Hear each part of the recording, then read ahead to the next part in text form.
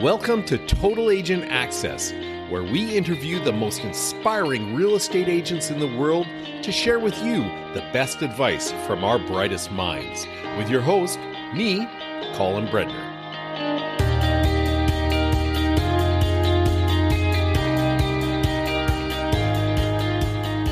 And we're back with the podcast. Now, I always think that my opening should be kind of like we're introducing a boxing fight or something like that. I should do something rather bravado, especially with our next guest. We have none other than Noelle Nielsen from Duluth, Minnesota. I'm trying to learn. Before we started recording, I was asking questions about Duluth, and I think although we're hundreds and hundreds of kilometers apart, that we both live in very similar rural type areas. But anyways, one of the best smiles in real estate, I have to say, is Noelle. So Noelle, how are you? I'm going to just pump you up, because you're one of my favorite realtors to follow on social media because you are one of the funniest. Well, thank you. I appreciate that. I love your shirt today. It says "You are enough," which I love. You are enough because everybody is enough, and you have to learn that. Yeah, it's live true. By it. Yep. That's true. Yep, and it's how I live. I live that way. Excellent. But so if you don't know Noelle, you have to check out her socials. I was just giving her a hard time that I haven't seen many goat videos or videos involving goats and her on her 100 acres doing goat things. And I feel a little bit disappointed. You know, I can't please everyone all the time. The goats. Can you just please me with your goats? You know, the goats, they were an accidental theme that happened in my life. When things got crazy a little bit, we had moved to a farm. We got 120 acres here where we live. And all of a sudden, I happened upon these goats. And we basically became accidental goat farmers.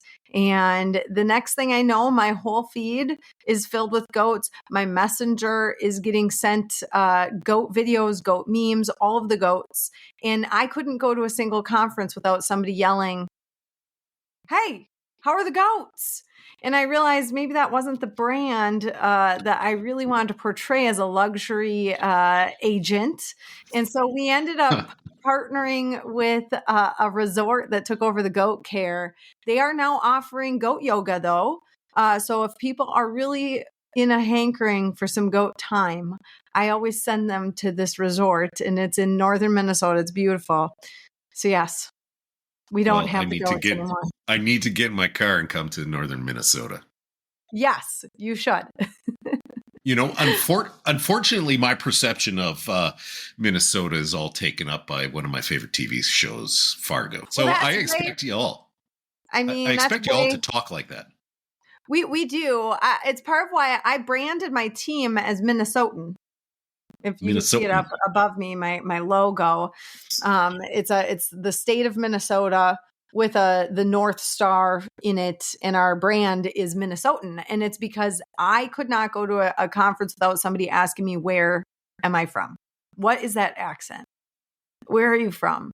And I think some people just watch my videos just to hear the accent, which is so weird to me. It's not a lovely accent. I don't know. I don't even know how to describe our accent, but it's different. And the Fargo movie, for people that are from here, we watch that movie and we're like, that's not our accent. But I think it kind of is, actually. You came to that realization. It's a brilliant movie, brilliant TV show. But did you grow up in Duluth? Is that where you were originally from? Yes, I am from a very small town. I graduated. It's just outside of Duluth. It's about a half an hour outside of it. I graduated with 30 people in my graduating high school class, and just small town Minnesota girl. Not a city girl, really. Although I've lived in the cities, I've done all the cities things. But yeah, I'm from small town. You found yourself back. Yes. In rural Minnesota. Yes. I can see no neighbors from where I live. It's amazing. Sounds like a dream. What do you like? You live on this farm. What do you like to do with your family? Do you Yeah, guys go out and hang out with goats and other things? we What did. what We what did. kind of Well, we had farm do you have? yeah. Well, so now it's just kind of a tree farm. We have about 80 harvestable acres of lumber on our property. And we also still do the chicken thing, and we may eventually get horses. But what we do, we love to hang out outside. Minnesota is called the land of 10,000 lakes. So during the summertime, you can find us outside investigating different lakes and hanging out. We're at a skip away from downhill skiing where we live. So this winter, of course, our first winter getting season passes to the local hill where we now live, we got no snow this year, which was very unusual. 2 years Of ago, course. we got all the snow.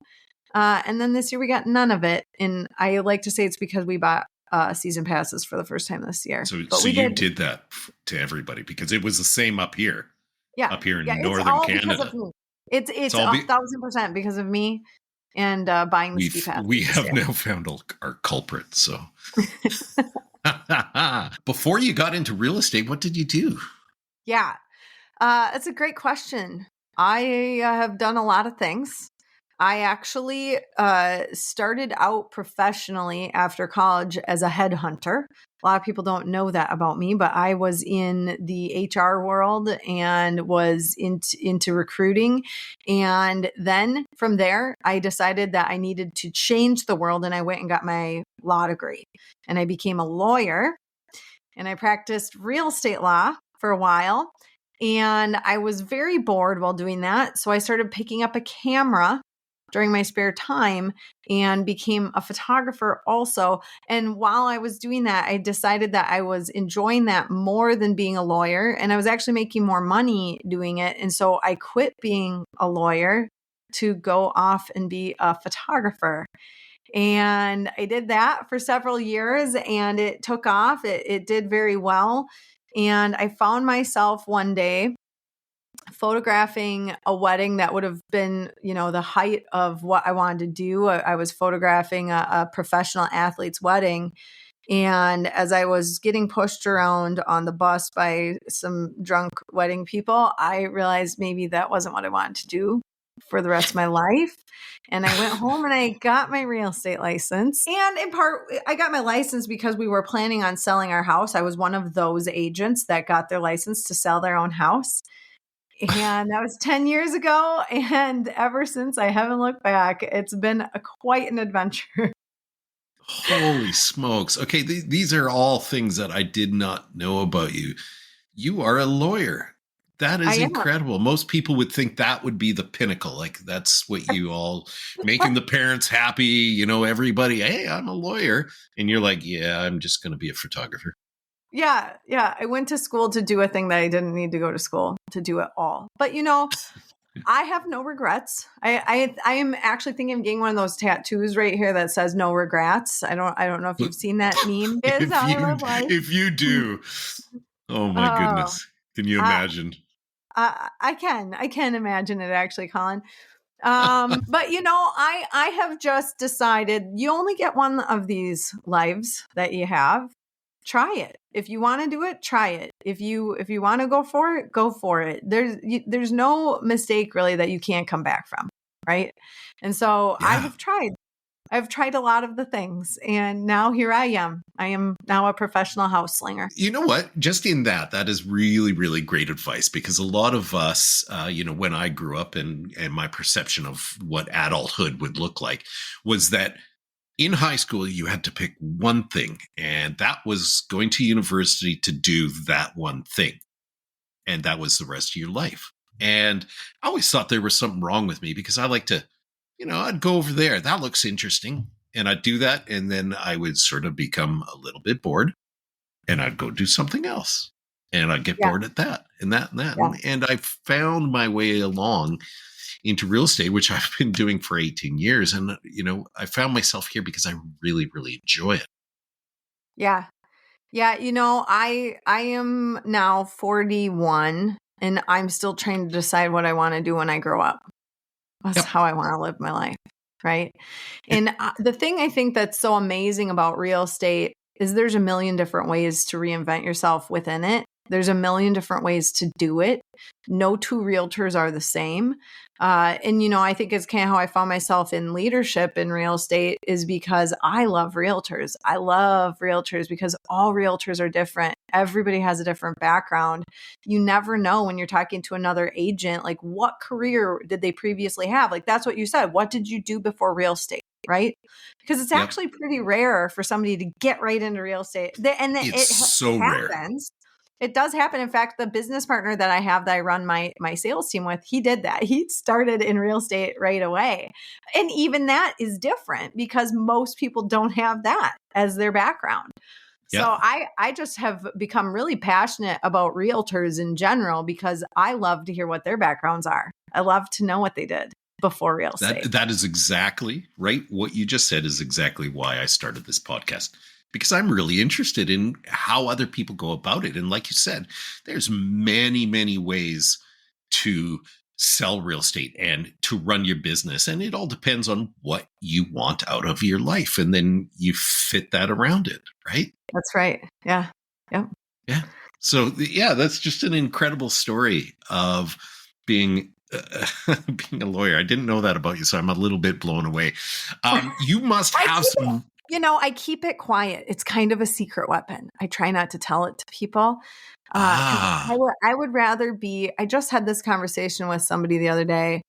I would rather be unexpected, right? I would rather walk into a room and be unexpected instead of to walk into a room and just disappoint people. that's a really good way to be very underwhelming, right? Yes. Yes. Yeah. And then nobody expects it that when they start talking to you, you're like, yeah, I'm a lawyer.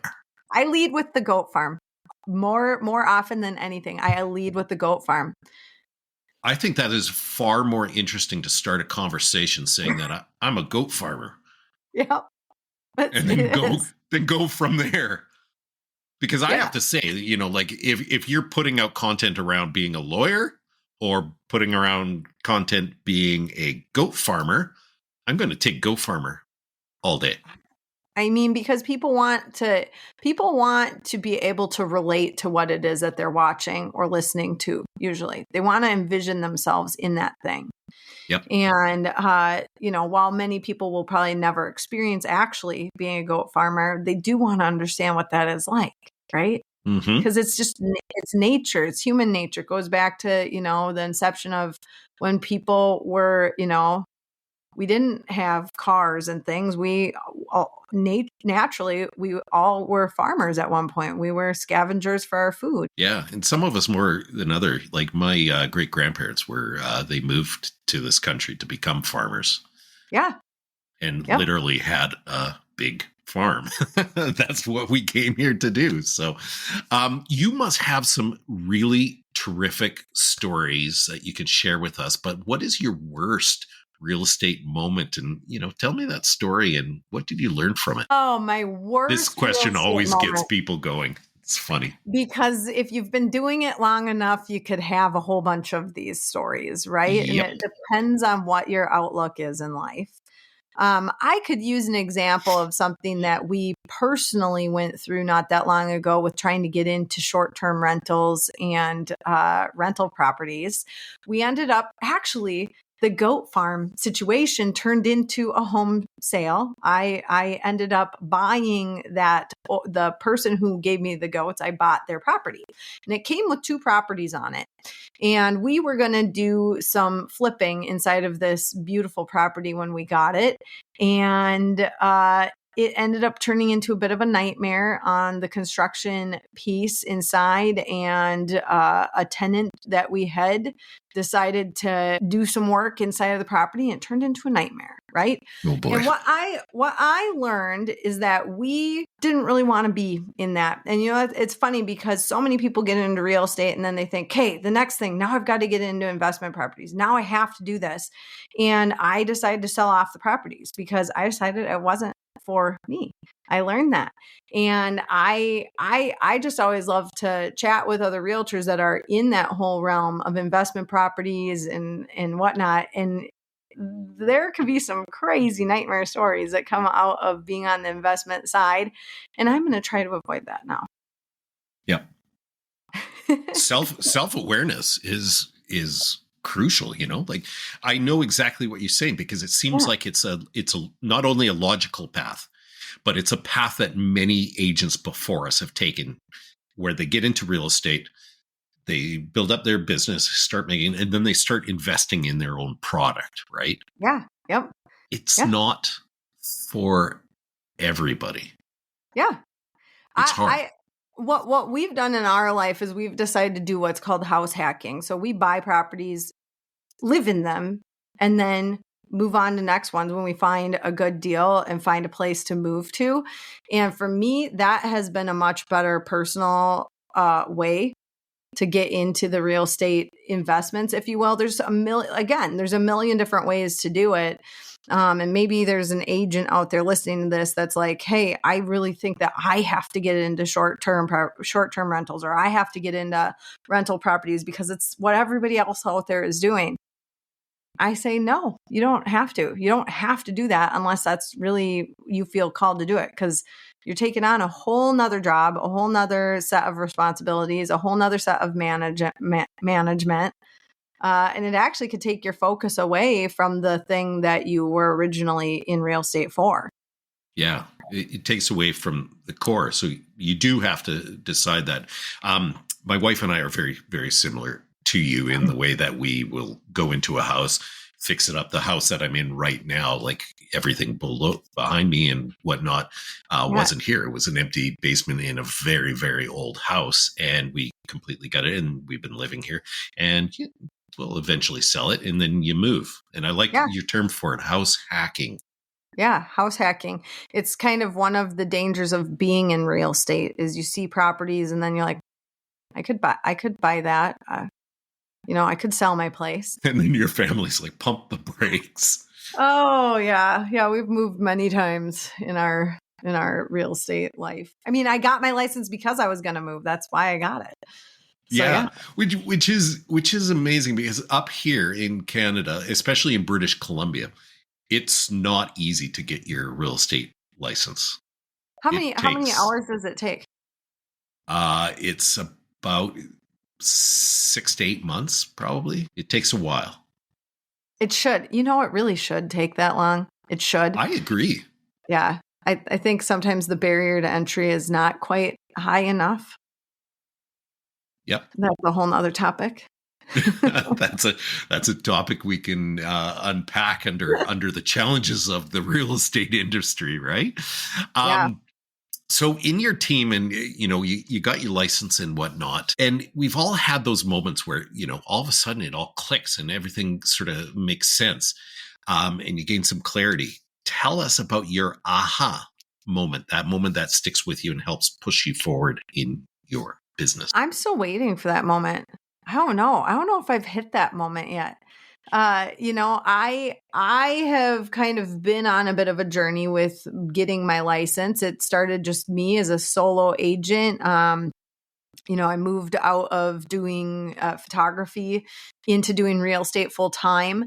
And, of the 10 years, the first 3 years, I really didn't do much. I was a young mom. Our babies were all three. We had 3 babies, 3 and under. And, I love talking to moms that get their real estate license to do it part-time while being a stay-at-home mom, because that's what I thought I was doing. I thought I was going to do that. And then as I started really using my camera to market the business and using my background, my business sort of took off unexpectedly. And then I needed a team. So I just I put out a video with my son, and we called him Realtor Boy. I would dress him up in a little red suit. In fact, I think I've got a picture of him somewhere in here, but I would dress him up in a little red suit, and I would bring him around, and I would video him showing houses. Oh, here's one where he had a blue suit on. Oh, but it's his business card, and we called him Realtor Boy. And here's his first business card. And so I started doing this thing because I didn't have childcare really. And so my kids were coming with me to work. And then one day we had an epiphany that, man, if I'm actually going to do this full time, I actually probably should start treating it like a full time job.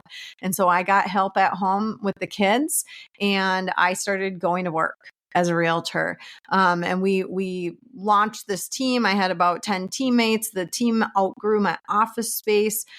So then I decided, why not just start a brokerage? So I went ahead and opened a brokerage, and the team of 10 then turned into a brokerage of 20. And then at that point, that was maybe about 5 years in, I realized that maybe I didn't actually want to be running a brokerage. There was more things involved in that than I knew. And they knew I was taking on. And the part that I actually loved was in mentoring and chatting with agents. I didn't really love all the crossing of T's and dotting of I's on the contracts and the being in the office at, 6 p.m. on a Friday night when an agent needed me to cut them a check and all the things. And so we moved on to a cloud-based model. And then that group just kept growing. It was like unstoppable. My group turned into, quite a large organization of about 600 agents. And I think for me, my aha moment, if I have to pick a moment, was really in realizing the thing that I love that we've already addressed is working with realtors, right? For me, I still love buying and selling houses and helping people buy and sell houses. But for me, the thing that really fills my bucket is getting to help other realtors do that same thing and helping them brainstorm, how to market, what to do with brand and their marketing thing, and moving forward in that light really has helped me kind of come into my niche in real estate. I agree. I always call it the juice. The juice in this is helping other people and Yeah. watching them succeed. I love that. And Yeah. I think that's probably why you and myself are team leaders, because we're drawn to that Yeah. our successes come with helping as many people as possible. And now, I'm putting out on social, on Instagram particularly, as much knowledge as I can, because I love getting those DMs, and I'm sure Yeah. you do too from your fantastic videos. You love getting those where people are like, hey, like, that really helped me. Thank you very much. And I'm like, wow, that's the power of social media and the helping other people. And that's the juice. Yeah. And you never know what one thing or one nugget you're going to share with somebody that's going to maybe change their life, change their family's life, be the Yeah. catalyst to encourage them to go out and do the thing. Yeah. Yeah. And it just feels amazing. So on that point, can you open up your toolbox and share with our listeners, what are your marketing secrets? What worked for you when you first started, and what is working for you now? And I see that you're laughing because you're going to tell me a funny story. Well, I shared a little bit about it, about starting with my son. And, I think depending on what you're doing in this industry and where you want to go with it, it's going to depend on how you market, right? There's no one way to do this business. There are so many different ways to market, and I've tried a ton of them. I've tried a lot of them. And I have found that for me, just being genuine online is my biggest asset. And honestly, there's days where I don't even feel like being online. So if I'm having one of those days, guess what? I don't go online. And I think that that's the difference, is that there's a lot of people out there that force themselves to show up because we've been coached by the Gary V's of the world to go out. We got to put out 12 pieces of content a day. You got to show up. You got to post multiple times a day. You got to constantly be in your stories. You got to be constantly putting up content. You got to be running a business page. You have to do all these things. And the more networking I would do and the more masterminds I would join and the more conferences I would go to, the more overwhelmed I started to get. And then the less passion I had around doing any of it. Right. And so then I decided about 4 years ago, I'm just going to take a break. I'm going to take a break and see what happens. And I went offline for a whole year. I took a whole year off. I would sometimes go on there to Wow. monitor my Facebook Messenger. I went from posting so much and so often and so much heavily produced content to doing nothing. And what's funny is a couple months in, then the messages started flowing in. Where are you? Where have you been? What's going on? Is everything okay? And it's like, okay, we live in such a world that has to be present, has to be online all the time. You can't even go on vacation and turn it off. And I want to change that. I want to encourage people that if you need a break, you need to go offline, you need to take a month off, you can.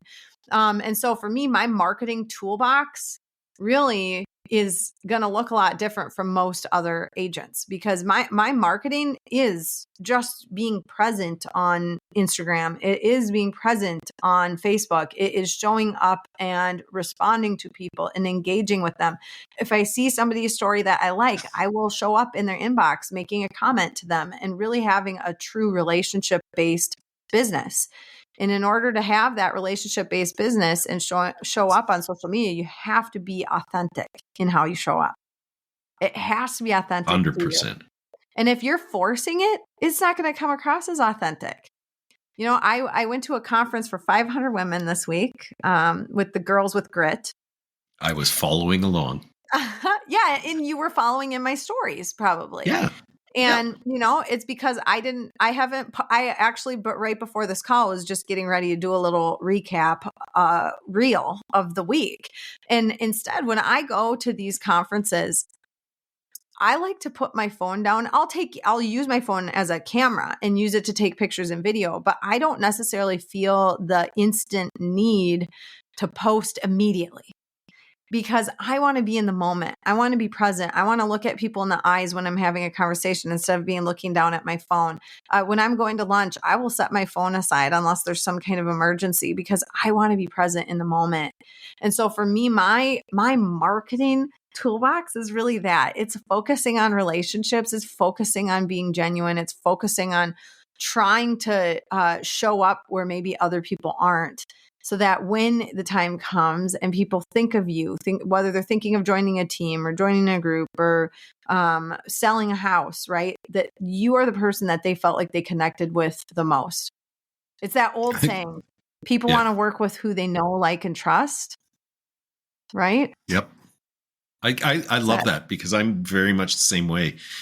And I keep on hearing, my coach or whatever in the back of my mind saying, oh, you gotta produce content, pull out your phone, make a post, do all that stuff. But I enjoy just putting it down and stopping and looking around, talking to people and not being distracted, and enjoying why you're there. And you're there not to produce content. You're there to make connections and talk to other human beings.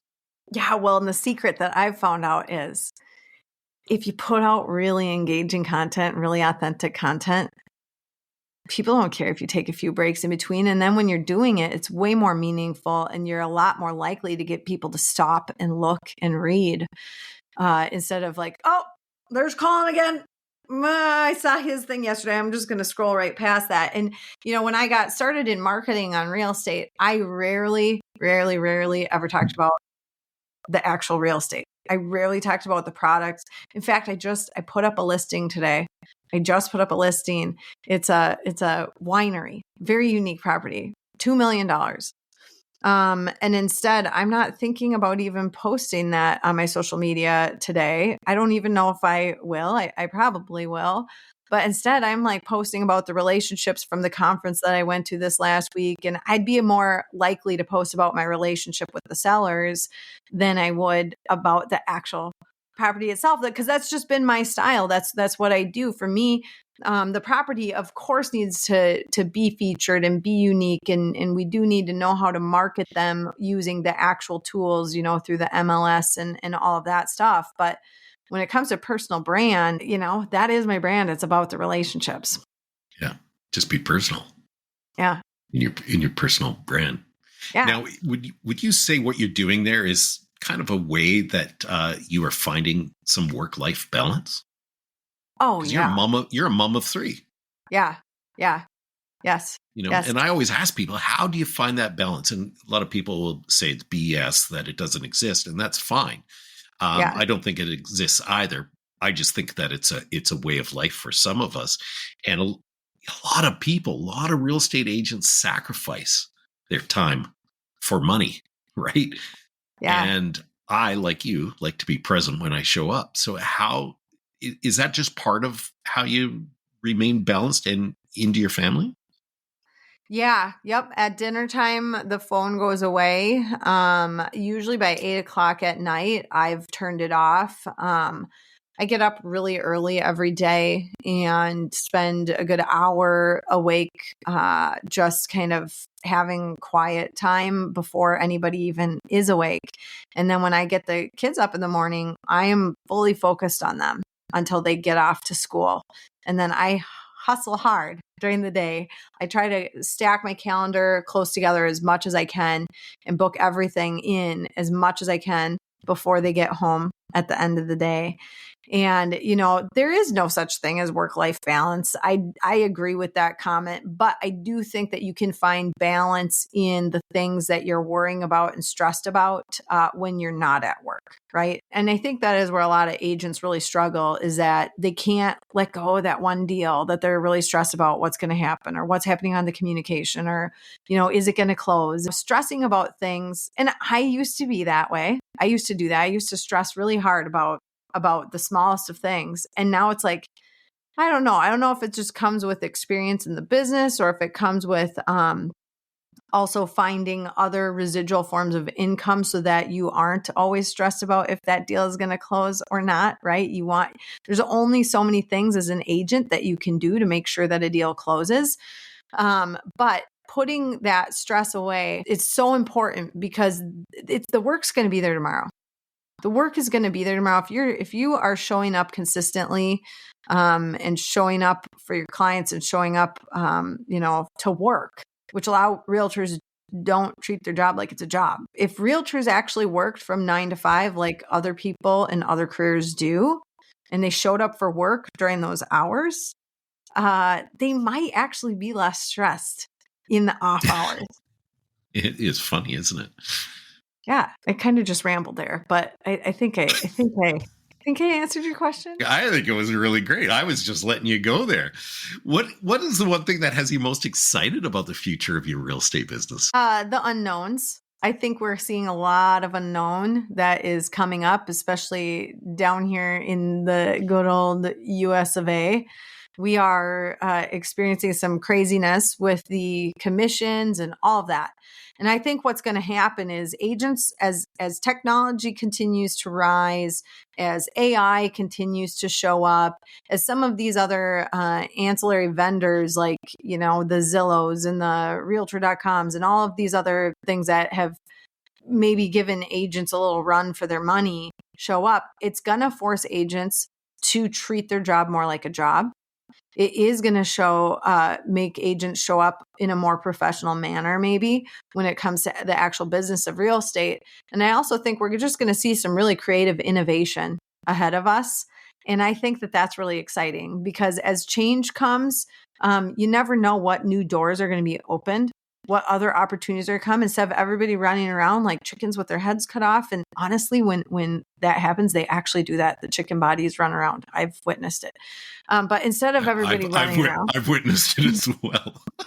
nice little thought that you put in there. I'm a farmer. Okay. We did 60 meat chickens. I don't really look forward to doing that ever again, but I've tried it. But instead of and you're everybody, over it. Honestly, it's a good illustration though. Like as we were doing those meat chickens and they were all running around with their heads cut off, I don't want to see our industry go that route. I would rather we don't do that. I would rather that we work together and remain calm and find innovative ways to move with the changes that are coming toward us. And I do think that we have some amazing thought leaders in the industry across all different, brokerages and boards and people that you can pay attention to that have neat ideas that are going to come in that are going to just enhance this business and enhance the industry for our clients and for the people that work with us. Yeah, professionalism is, I think where we are all moving towards better professionalism.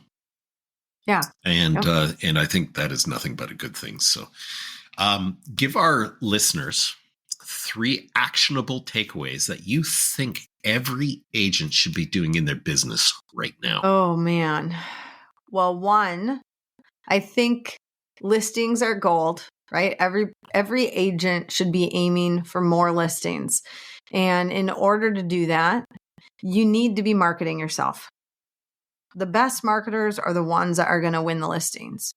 And so to me, you can put out a brand that looks pretty and that is nice, but it has no actual personality with it. And I have found that instead, most of the people that have become my clients or a part of my sphere, they actually would rather see that fun stuff. They would actually rather feel like they know me personally. And so I would encourage agents to go after listings, to show up for themselves online in an authentic way that's going to attract in the clients that they are really hoping to work with. And third, don't panic. Come on, everybody. Let's just remain calm. Go to some conferences, enhance your life, fill your bucket with goodness so that the goodness can pour back out. Get your mind right. Listen to some good podcasts, read some good books. Leaders are readers, right? So fill your brain with really good content so that as you are showing up online and you're showing up in your life, and maybe you have a family, you're showing up for your family, instead of having panic and chaos and uncertainty coming out of your mouth, you can have confidence and clarity and be showing up in a way that is, more powerful and engaging for people and more positive. I agree. And just especially about attracting the people that you want to attract. And you do that through being authentic online, authentic in your life, and you will attract the people that you want to work with. It's a challenge when you first start in real estate because you just want to stay alive. You want to stay in the business and you're just trying to make money. But after a while, you'll realize that you resonate with certain type of people and you find your niche, and the people that you want to work with. And that is solely done with being authentic in how you show up every single day. Well, and the other thing that you might end up doing too is repelling the people you don't want to work with, right? Exactly. Which is just as powerful. Yeah. Yeah. If you can get rid of the ones where the people that are stressing you out, keeping you awake at night, making you feel like you're not doing what you're supposed to be doing, or making you feel like, I just was having this conversation with a girlfriend in real estate the other day. She had a multi-million-dollar listing and she ended up firing the seller, right? Because it was not in alignment with what she wanted to do and in her business. And it was causing her more stress than that commission check, which may or may not come in at the end of the day, was going to be worth. And I think if you're in that position where you can attract or repel, the repellent sometimes is what can keep you moving forward in this job. Oh, I totally agree. The very first time that I fired a client was it was an aha moment for me, where I learned that I get to choose the life that I want to live and the people who I want to surround myself with, including clients. I get to choose those. And when you make that decision and you have that mindset, life can be really, really good, because I just love my clients now. And if I come across one that just doesn't jive with me, if I wouldn't go out and have a beer with this person, I'm not going to work with them. Yeah. It's just simple. Yep. It's simple, like I don't need to. That's right. And it's very, very empowering. And I think as a young real estate agent, you need to learn that life is not worth that paycheck. Go out and have fun. Like you said, from the very top, you only got one of these lives. Yeah. Make it a good one, right? That's right. Yeah. I agree. So my experience is that generally realtors like yourself are a very, very giving bunch. What are you doing to give back to your community? Oh boy, we have a lot of different things going on with that. For me, about in 2019 in the fall, I had the opportunity to go to Malawi, Africa. And it changed my life. I was there for a month. I was there with several of my family members run this nonprofit. And so when we went there, we got to see all the things, and one, really come home to appreciate what we have here, right? And two, to know that as we're doing community initiatives around here, we also can give back outside of the local community. And, it really changes your perspective on life when you see people making their houses out of mud and water and baking their bricks and living in places that we wouldn't even necessarily store our garden tools in, right?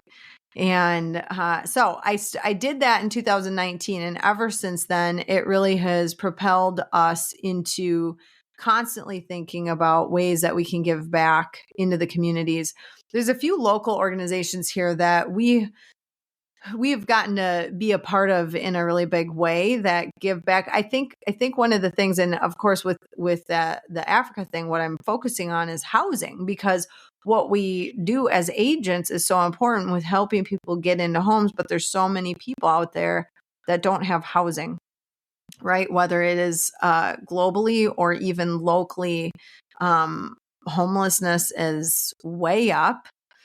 Rates of homelessness are way up. And so trying to find organizations where you can give back or find shelters. I've participated in quite a few organizations too that raise awareness around trafficking and some of those things. And so we have a lot of different ways to give back. It's been really a blessing. The more that you're able to bless others, the bigger blessings return back into your life. And I always encourage agents when you're getting into this business to find places where you can give back.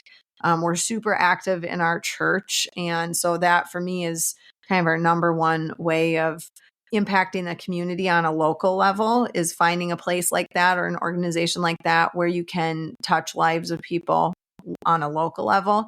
And then also finding an opportunity, like maybe going on a trip where you can give back to another community that will enhance your perspective to be grateful of what you have when you come back. Yeah, it's very, very eye-opening. In my early 20s, I traveled through Southeast Asia and just saw what it was like there, and it just changed my perspective.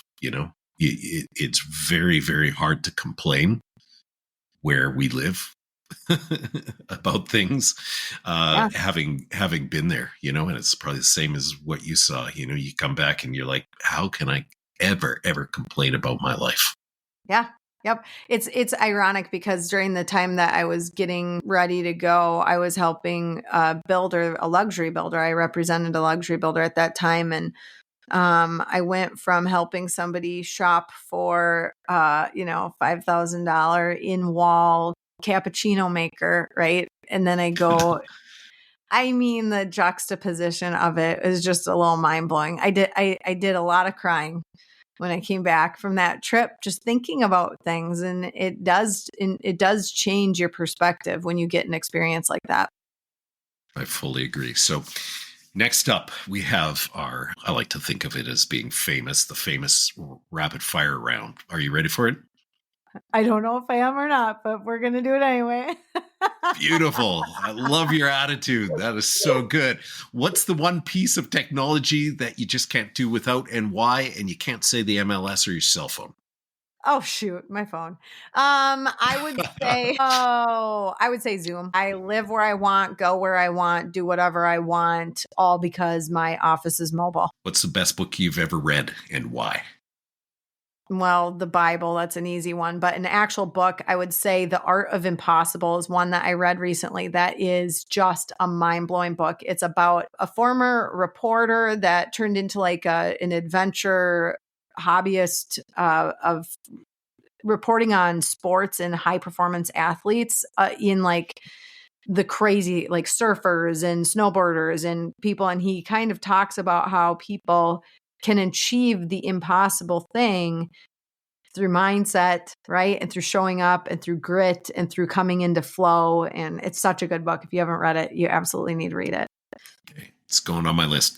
What is the best business advice you've ever received? Best business advice. I've done so many businesses.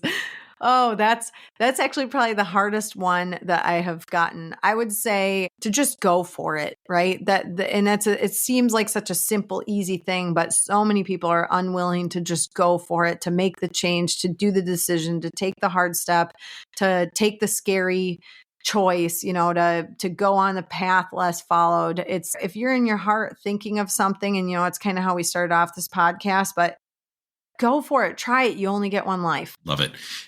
Now imagine you woke up tomorrow morning in a brand new world identical to Earth, but you knew no one. You still have all the experience and knowledge you currently have. Your food and shelter is taken care of, but all you have is a laptop and $500. What would you do to resurrect your real estate business in the next 7 days? I would go around. Do I have social media? But I have Sure. no friends, probably 0 friends, no social media presence.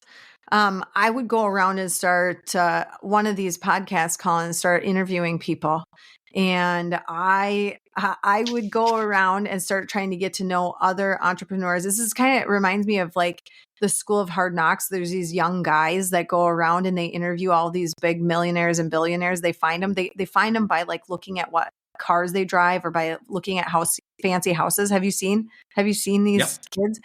And they go around and they ask questions like this, right? They just keep asking questions, and the entrepreneurs initially are standoffish, but then the more questions that get asked, the more they warm up to the material and they start sharing insights. If you just learn how to, and maybe that's part of why I have had some success in this industry, is because when I went to law school, really law school it just trains you to be a professional question asker. And I would just go around and start asking questions till I got answers and could figure out some ways to get in and make money in real estate. And there's a million ways to make a living at this business. It doesn't necessarily have to be the traditional way that everybody is used to. Yep. And I'd probably try to find something to wholesale. I mean, that'd be the quickest way to make some cash is to make some more money. Yeah. And a quick shameless plug, I do have a podcasting course for real estate agents coming out, and it's going to be $500. Oh, seriously, I had no clue, but how perfect is that? I just I know. I said I've been keeping it, like I haven't mentioned it in my socials at all or anything. How ironic is that? That's perfect. I was just like, okay, I got to open it. I got to tell people about it right now. So that's coming up. So whenever you're listening to this, you can follow me on social and find out my course and how to connect with your community and community building podcast and connecting with people locally. So before I send you away back to your farm, give us a quote that has guided you in your life, and then we'll say goodbye. Okay. That's funny. This morning, as I was going for a walk, I was thinking about a quote, actually. I was naughty and did not look at your homework before this. So this has been good. I was thinking about a quote that I used at my high school graduation ceremony. I was one of the speakers at the high school graduation. That does not surprise me. It's a quote I use, and I never really thought about how often in the next seasons of my life I would end up leaning on it. But the quote is a Helen Keller quote, and it says, when one door closes, another door opens, right? And every opportunity that lays in front of you, sometimes you have to close a door in order to walk into that next one. And so instead of looking at the closed door behind you, just keep looking forward. I love keep that. moving forward. Yeah, I love that quote. That is so very true, right? So one of the big things that we like to do on this podcast is we love referrals. So if somebody had somebody coming or leaving in your area in Duluth, how can they get a hold of you and send you a referral? Well, they can find me on the socials that we talked about, Instagram and Facebook. It's just Noelle, the Minnesotan. It's pretty simple. The Minnesotan? Yep. I love referrals. We have a good referral system set up here in the state of Minnesota. And in part, why I created that brand and the team was because I was getting so many referrals that I needed a place and a structure to be able to handle them all. So we have that here. We'll take all the referrals. I love a good referral. And yeah, Don't look me we? up. Don't we all? Referrals are the absolute best. Referrals are amazing. Yep. So I'll help everybody out. I will put Noelle's all her contacts down below and into the show notes, and we'll make it super easy that people can just go there and send you a referral. Perfect. I'll take it. All right. So what we've learned from this podcast so far is that Noelle's got to put out more goat videos to satisfy me. And I have to say, I was going to have a little laugh, and this is just before we leave, that I was probably one of those people texting you going, where have you been? Yeah. Well, Produce. more are coming. That's the thing. I think a lot of people think, gosh, if you leave the business or if you leave the social media for a while, you'll never go back. And that's not true. Like, you never leave it with the intention that you're never coming back. You just leave it until you get your brain clear and just come back. Yeah. And the goats will come back. Come back however you want to come back. Yeah. Yep. You can always reinvent yourself. I love it. I love it. And then we'll jump off from there. Noelle, thank you so much for being on the podcast. It was really, really great to catch up with you, and we shouldn't leave it for so long next time. Yes. I loved coming on. Thanks again, Colin. Anytime. All right. Take care. You too. Thank you so much for listening to Total Agent Access. Head on over to iTunes, hit subscribe. While you're there, leave us a review. 1 star's okay, but 5 stars is even better.